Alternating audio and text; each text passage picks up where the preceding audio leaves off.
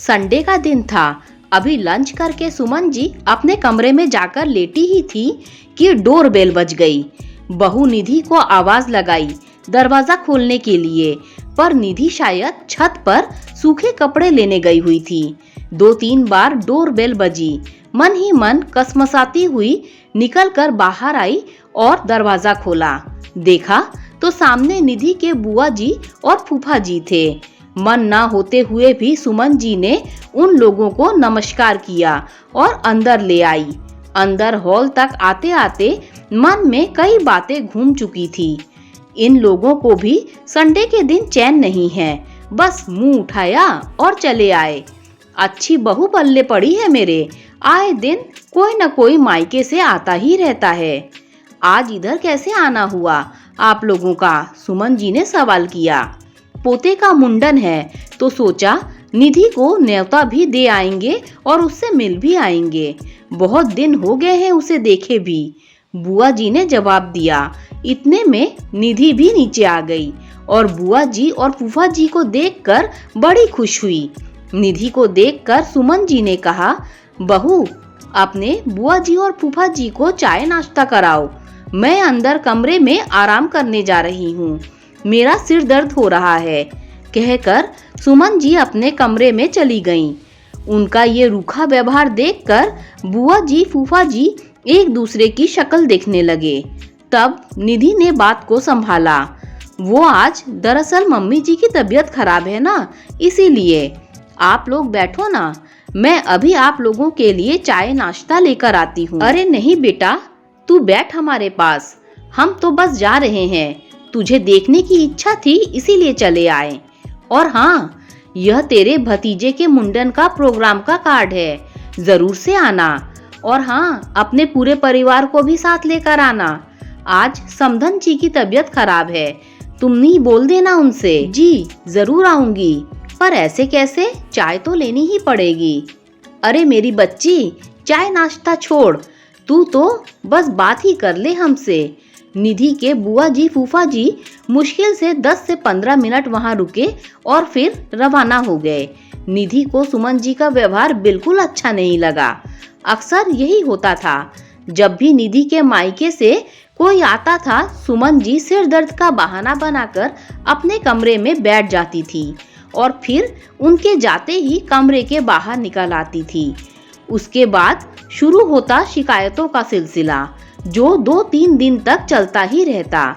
हमारे तो मायके से हर रोज कोई उठकर नहीं आता था, तुम्हारे तो मायके से जब देखो कोई ना कोई चला आता है। बेटी के ससुराल में आने से पहले सोचना तो चाहिए। ऊपर से आए दिन पता नहीं कितने प्रोग्राम होते हैं तुम्हारे मायके में। इतना बड़ा कुनबा है, जरूरी है क्या सबसे रिश्ता निभाना? बेचारा मेरा बेटा तो ससुरालियों के चक्कर लगा लगा कर ही बर्बाद हो जाएगा। शाम को जब निधि का पति अनुज ऑफिस से आया तो निधि ने उसे बुआ जी का कार्ड देते हुए कहा, बुआ जी के पोते का मुंडन है, इसी के उपलक्ष्य में प्रोग्राम रखा गया है। हमारे भी पूरे परिवार को न्योता दिया गया है। अच्छा, पर मेरी तो जरूरी मीटिंग है। एक काम करना, तुम मम्मी पापा के साथ चले जाना। हम तो कहीं नहीं जाएंगे, पहले ही बता देती हूँ, सुमन जी ने बीच में ही कहा। क्यों, क्या हो गया मम्मी, आप क्यों नहीं जाओगे? बुआ जी फूफा जी खुद घर पर आकर न्योता देकर गए हैं। आपको तो जाना चाहिए, मुझे थोड़ी ना देकर गए हैं, बस अपनी भतीजी के हाथ में देकर चले गए। पर मम्मी जी, आप ही तो सिर दर्द का कहकर कमरे में चली गई थी।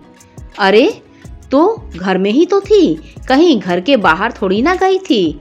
इतना बड़ा कुनबा है, लेकिन जरा सी भी समझ नहीं है कि बेटी के ससुराल न्योता देते हैं तो न्योता उसकी सास को दिया जाता है। अपनी बेटी को बुलाने के लिए उसके सास ससुर से पूछा जाता है। इतना बड़ा कुनबा लेकर बैठे हैं, पर बिल्कुल भी समझ नहीं है। हम क्या रोड पर पड़े हैं जो ऐसे उठकर चल देंगे? निधि ने अनुज की तरफ देखा तो अनुज ने बात संभालते हुए कहा, कोई बात नहीं मम्मी, आप नहीं जाना चाहती हैं तो मैं मीटिंग पोस्टपोन कर लेता हूँ और निधि के साथ मैं ही चला जाऊंगा।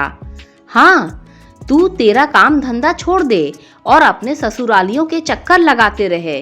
किस्मत ही खराब है मेरी जो ऐसी बहू मिली है, जिनका कुनबा भी ऐसा है जिसे जिला घोषित कर देना चाहिए। बस काम धाम छोड़ के इनके साथ चक्कर लगाते रहो।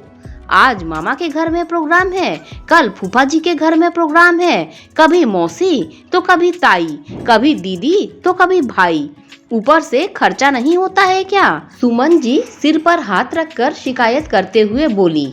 यह बात निधि को बिल्कुल पसंद नहीं आई और उसने जवाब देना ही ठीक समझा। मम्मी जी, यह क्या बार बार आपने कुनबा कुनबा लगा रखा है? शादी के समय क्या आपको मेरा इतना बड़ा कुनबा नजर नहीं आया था? तब तो बड़ा प्यार आ रहा था आपको मेरे कुनबे पर।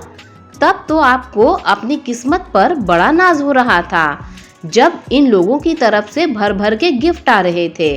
अब क्या हो गया? लेते हुए तो बड़ा अच्छा लगता है आपको, देते हुए समस्या हो जाती है आपको। जबकि हम जितना उन्हें देते हैं उससे ज़्यादा वो लोग हमें लौटा देते हैं।